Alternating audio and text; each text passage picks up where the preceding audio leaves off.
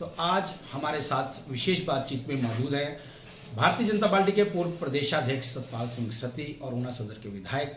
संकल्प पत्र जो आज भारतीय जनता पार्टी ने जारी किया है उसको लेकर इनका क्या कहना है? सतपाल जी, स्वागत है जनता चुनाव अभियान जोर पकड़ रहा है। उसके साथ साथ हर पार्टी अपने जहां कैंडिडेट्स फाइनल कर रही है वहीं अपने चुनावी घोषणा पत्र, संकल्प पत्र या गारंटी पत्र ऐसा अलग अलग सब लोग घोषणा कर रहे हैं। उसी कड़ी में भारतीय जनता पार्टी ने अपना संकल्प पत्र आज जारी किया है।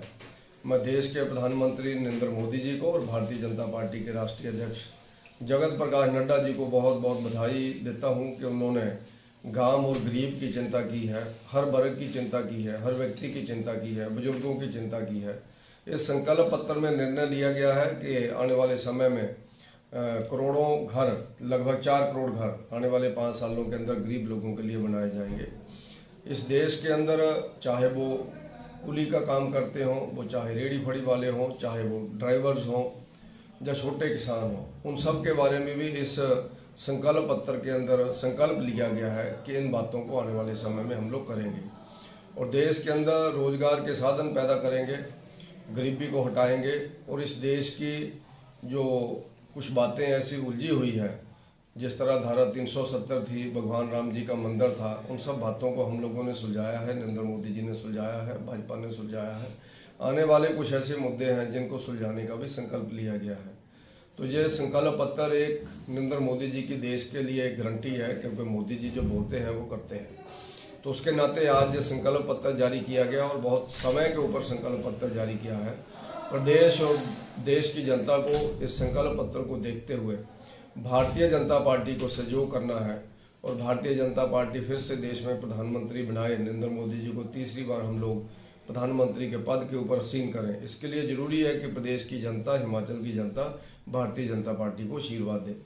गारंटी एक तो ये नारा जो है वो दिया जा रहा है, दूसरा 400 पार का विजन जो है वो बताया जा रहा है और इसके साथ साथ अगर मैं तीसरी बात करूं कि ये कहा जा रहा है कि अभी तो ये ट्रेलर है, 10 सालों का जो कार्यकाल है अभी तो ये ट्रेलर है। तो क्या लगता है आपको आने वाले समय में क्या क्या? कुछ कदम हम लोगों ने उठाए हैं, बहुत सी बातें उसमें से की हैं और बहुत से काम बाकी हैं। तो उनका कहना ये है क्योंकि अब 10 साल उनको प्रधानमंत्री के नाते हो गए, पूरे देश को, पूरी व्यवस्था को वो समझ गए हैं और उस व्यवस्था को समझ करके वो तेज गति से आगे बढ़ना चाहते हैं।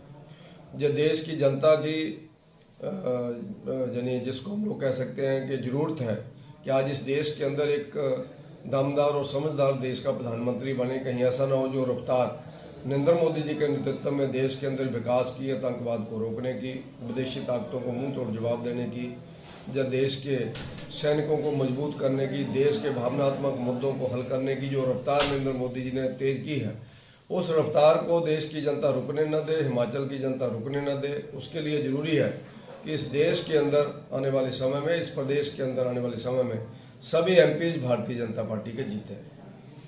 कि जिस प्रकार से अब संकल्प पत्र भारतीय जनता पार्टी द्वारा आज जो है वो जारी किया गया, वहीं कांग्रेस ने इसको न्याय पत्र का नाम दिया जो 5 अप्रैल को इन्होंने जारी किया।